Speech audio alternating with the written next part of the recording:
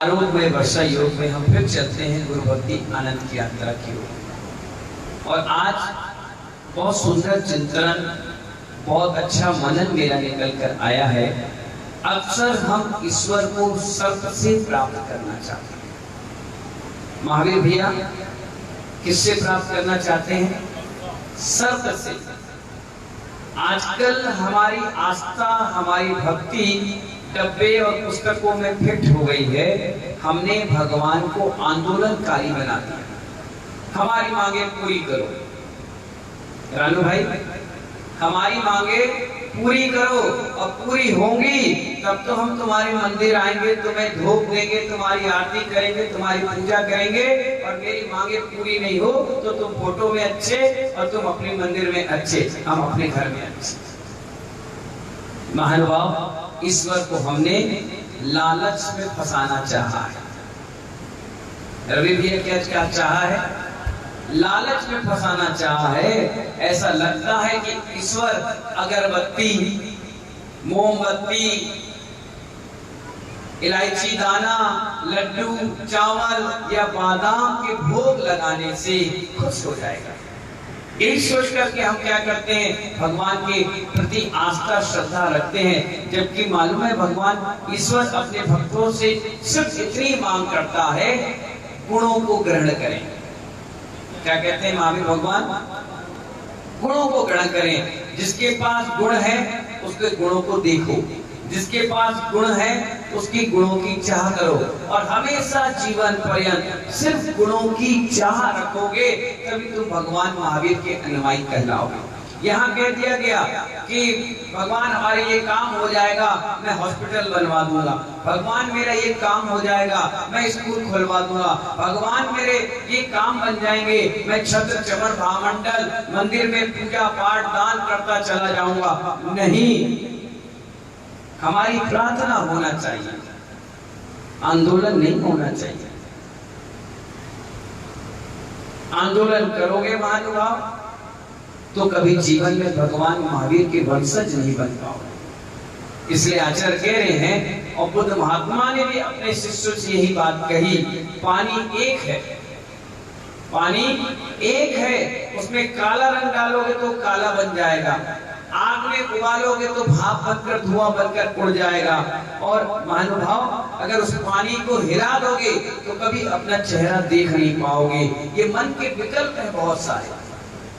जबकि हर काम विनोद जी निमित्त नैमित्तिक संबंध से होता है। बसंत जी, निमित्त नैमित्तिक संबंध से होता है। कई लोगों की आस्था का केंद्र एक पत्थर भी बन जाता है, कई लोगों की आस्था का केंद्र एक पेड़ भी बन जाता है, कई लोगों की आस्था का केंद्र एक पुस्तक भी बन जाती है। उसके मन में जिज्ञासा हुई और वो उस दिन पत्थर के पास पहुंचा, उसका काम बन गया। लोग कहने लगे, जब से इस पत्थर से मैं जुड़ा हूं मेरे काम बन गए, जबकि पुण्य और निमित्त नैमित्तिक संबंध वहां जुड़ गए। इसलिए आचार्य को कहना पड़ा, ईश्वर हमारी आत्मा में है, हम खुद परमात्मा बनेंगे। क्या बनेंगे? ये भावना रखना चाहिए। जब हमें परमात्मा बनना ही है तो ये मकान, ये परिवार, ये पैसा, ये परिग्रह, ये दुनिया भर के कर्म क्यों इकट्ठा कर रहे हैं?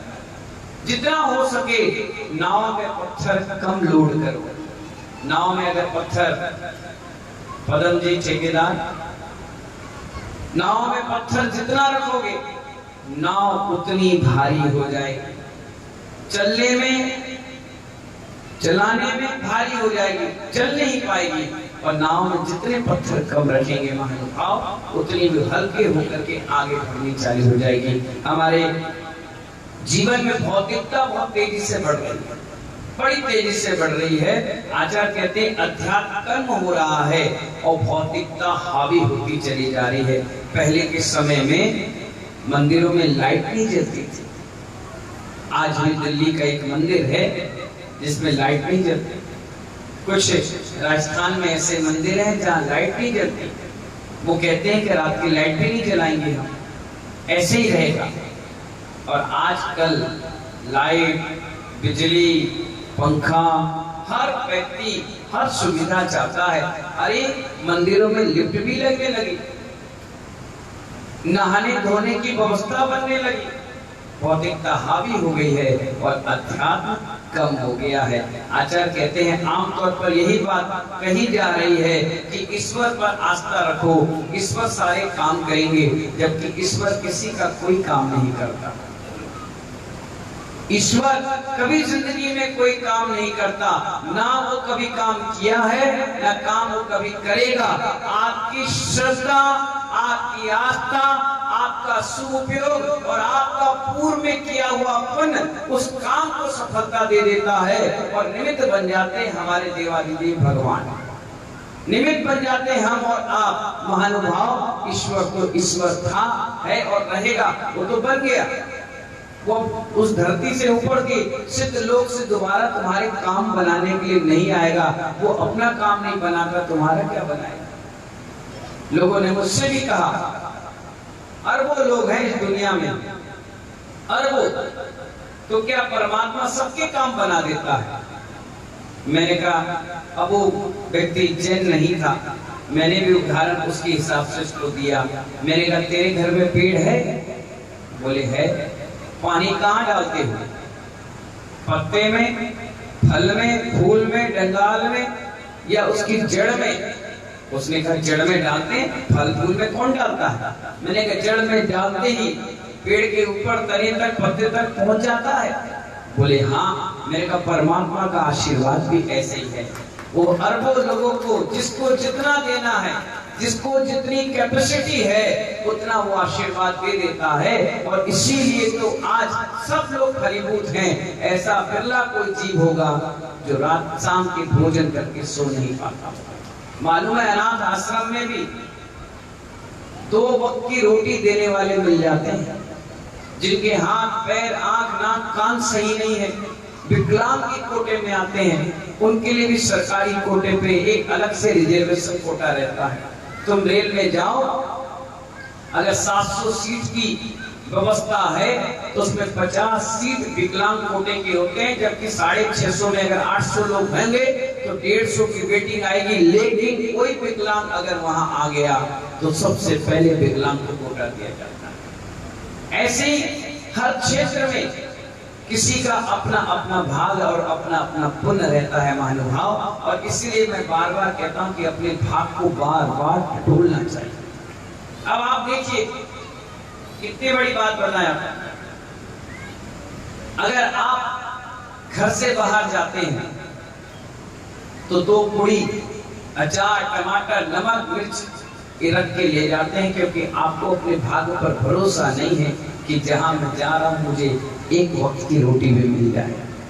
पवन मामा क्या करते हो? अनिल टाटा क्या करते हो? नीरू से कहते हो कि नीरू एक काम करना, मैं फलानी जगह यात्रा पे जा रहा हूँ, कम से कम पूरी सब्जी सामग्री रख देना, क्योंकि पता नहीं वहां क्या भरोसा रहे, पता नहीं। तुमको अपने भाग पर भरोसा नहीं। अगर भाग पर विक्रम भरोसा होता तो तुम डब्बा लेकर 4 रोटी इस निधि से बंधवा कर नहीं रखते, तो उठते और चले जाते। और महानुभाव ये व्यसन सागर जी महाराज को देखो, ये उठते हैं और चले जाते हैं, किसी को खबर भी नहीं करते कि मैं कल वहां जा रहा हूं। और भाग का ऐसा पिटारा खुलता है कि 56 भोग बनकर उनके चरणों में ये भाग देखो ना, ये भाग देखो। कल की चिंता नहीं हमें, परसों की चिंता भी नहीं थी कि क्या खाया और कल क्या खाएंगे। आराम से प्रभु भक्ति और अपने भाग को बढ़ा रहे हैं, मीटर दर मीटर बढ़ा रहे हैं। किसी से कोई राग द्वेष नहीं, अपने धर्म, ध्यान, पूजा पाठ और स्वाध्याय में लगे हैं। प्रभु को इतना समर्पण कर रखा है कि प्रभु भरे पानी में हमारी रोटी का इंतजाम कर देता है। बड़ी गर्मी में रास्ते में गाड़ियों में सामग्री आ जाती है और रास्ते भरे जंगल में चौका लग जाता है। कभी कभी अपने भाग को टटोलो कि हम भाग्यशाली हैं, क्या हमारे सामने बैठने वाला सौभाग्यशाली है। एक बार आजमाओ महानुभाव। इसीलिए मैंने कहा ईश्वर के उस पेड़ के तने पर पानी नहीं देते, हम जड़ में देते, पूरा पेड़ हरा भरा हो जाता है। इसी प्रकार ईश्वर भी हम सबको आशीर्वाद देते हैं और हम भी हरे भरे हो जाते हैं। आज आपका समय बहुत हो गया है, क्या हो गया है, समय बहुत हो गया है और आप लोग भी धीरे धीरे धीरे धीरे हौले हौले आते हैं। आज इतना ही, ईश्वर को धन्यवाद दो सुबह उठ करके और शाम के भी धन्यवाद दो। हे प्रभु, हमें आज एक और दिन दिया पुण्य कमाने का। और जब रात के सो को धन्यवाद इसलिए दो कि आज दिन भर हमसे बहुत सारे पुण्य के और पाप के कार्य हो गए। अगर पाप के हुए तो क्षमा करना और पुण्य के हुए तो धन्यवाद। अगर कल रही उम्र, रही सांस या रहा जीवन तो हे प्रभु फिर एक दिन पुण्य कमाएंगे, फिर एक अवसर लेंगे कुछ अच्छे काम करने का। इन्हीं मंगल भावनाओं के साथ जय बोले महावीर भगवान की। गुरु उपाध्याय श्री बेसन